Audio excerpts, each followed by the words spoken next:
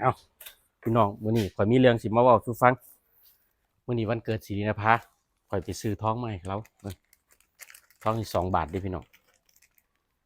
แต่ว่าข่อยสิตัวศิรินภาว่าข่อยจำวันเกิดเราบ่ได้แต่ว่าข่อยสิเอานี่เป็นวันเกิดให้เบิ่งเราสิทำท่าทางแบบใดเด้อพี่น้องเด้อไปดูกัน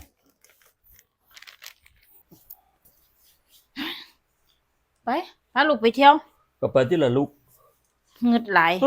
เจ้ากระดาบ่จำบ่ได้จักหน่อยในตีวันหยังมื้อนี้ก็วันอังคารน่ะเนาะมันเป็นหยังวันอังคารที่28ตุลาพศ2568มันเป็นหยังมื้อนี้มันเป็นหยังมันก็เป็นวันอังคารนั่นล่ะมันก็สิวันอังคารก็สิอังคารพิเศษกว่าหมู่แน่ก็สิจำบ่ได้ในตีพิเศษหม้องใดวะมันก็เหมือนวันปกติทั่วไปเด้เฒ่าอันที่บอกแบบนี้ไปเที่ยวคันที่จำหยังบ่ได้ปานนี้ก็ได้เดี๋ยวไปเที่ยวเดี๋ยวบอกข่อยก่อนวันหยังข่อยจำบ่ได้อีหลีเด้เฒ่าป๊าดอยู่นํกันมา20นี่เขาปีที่24เนาะข่อยจำบ่ได้อีหลีเด้เฒ่าไปเที่ยวคั่นน่ะเอานี่ซะก่อนเอาหยังนี่เอานี่เดี๋ยวเบิ่งนี่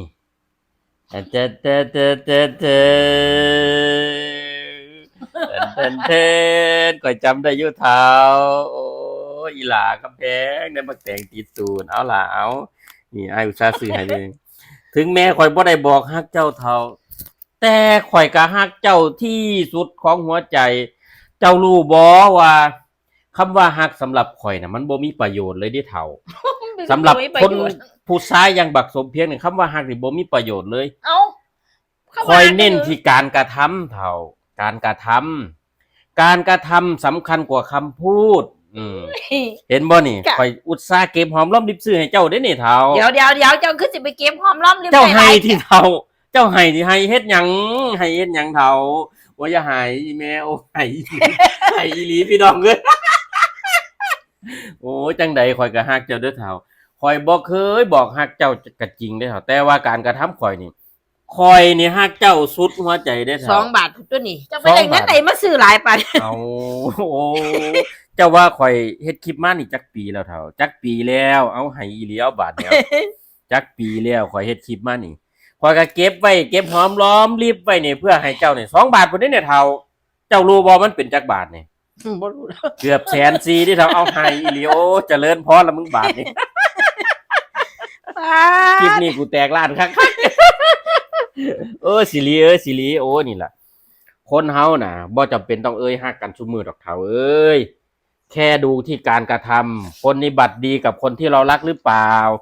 บ่แม่นว่าใส่แต่กันเฮ็ดแต่เวียกแต่งานมันก็บ่แม่นสิมาใส่กันสิมาด่าให้กันซุมื้อมันก็บ่แม่นนี่คือการกระทำการกระทำสำคัญกว่าคำพูดเอวังก็มีด้วยประกาศนีให้โอ้ยกูละเงินหลายโอ้ยายโอ้ยตายกู